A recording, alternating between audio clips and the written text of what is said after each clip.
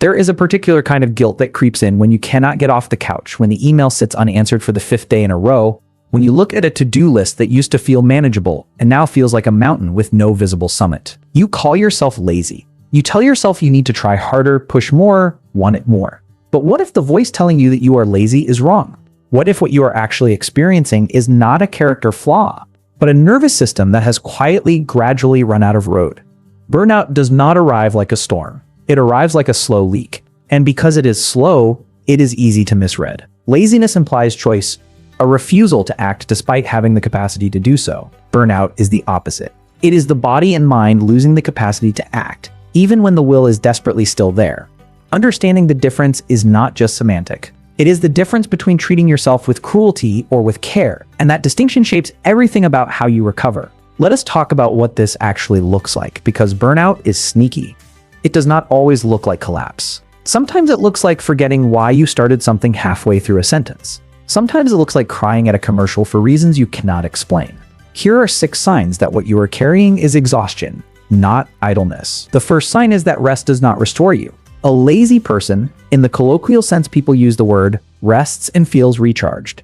But if you have ever slept for 10 hours and woken up feeling like you were hit by a truck, that is not laziness. That is a depleted nervous system that has moved past the point where sleep alone can repair it. Psychologically, this happens because chronic stress keeps your body in a sustained state of cortisol elevation. Your system has been bracing for impact for so long that rest does not register as safety. It just registers as a pause before the next demand. True rest requires the nervous system to believe the threat has passed. When you are burnt out, some part of you never quite believes that. The second sign is the disappearance of motivation for things you used to love. This one confuses people the most because it feels like proof of laziness. If I really cared, I would still want to do it. But motivation is not a fixed personality trait. It is a resource generated by specific brain circuits, particularly the dopaminergic reward pathways, and those circuits are deeply sensitive to chronic stress and depletion. When you have been operating in survival mode, your brain deprioritizes anything that is not strictly necessary for getting through the day, including hobbies, including joy. This is your mind doing energy triage. It is not that you stopped caring. It is that caring has become a luxury you cannot currently afford.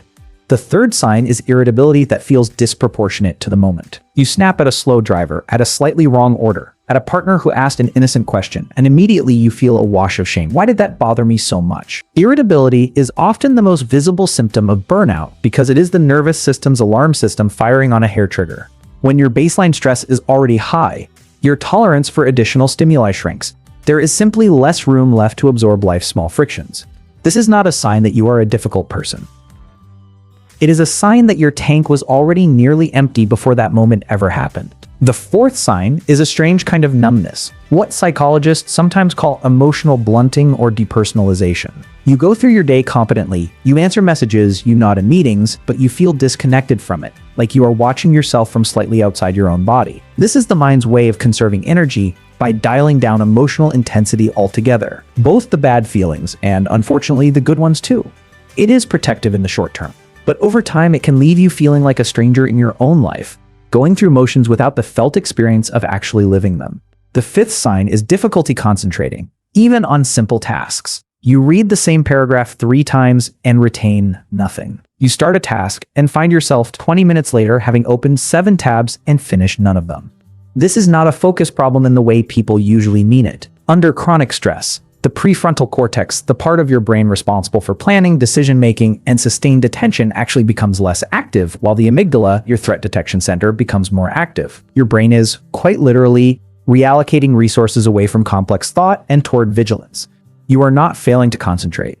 Your brain has decided, without consulting you, that survival matters more than productivity right now. The sixth sign is a growing sense of cynicism or detachment from things that used to matter to you, your job, your goals, even relationships. This is what burnout researchers originally identified as one of its core dimensions, alongside exhaustion and reduced sense of accomplishment. When effort has been expended for a long time without adequate recovery or reward, the mind starts to protect itself by lowering investment. If I stop caring so much, it cannot hurt me so much. It is a defense mechanism, not a personality shift, even though it can feel permanent while you are inside it.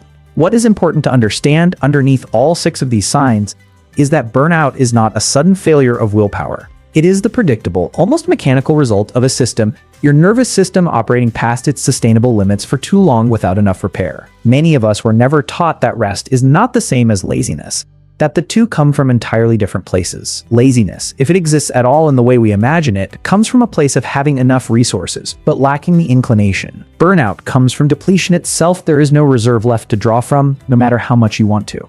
And often, the people most prone to burnout are not those who care the least, but those who care the most, the ones who tied their worth to productivity early on, who learned that being useful was safer than being still, who never quite learned how to stop without guilt creeping in. If this is you, the exhaustion you feel now might be the bill finally arriving for years of running on empty while telling yourself it was fine. So if you recognize yourself in these signs, the first act of repair is not to push harder. It is to stop calling yourself lazy. That word carries judgment, and judgment is the last thing a depleted nervous system needs. What it needs is permission to rest without earning it first, permission to do less without proving your worth through suffering, permission to let recovery be slow and nonlinear, because it usually is. Healing from burnout is not about a single restful weekend. It is about rebuilding gradually your nervous system's trust that it is safe to come down from high alert. That means real rest.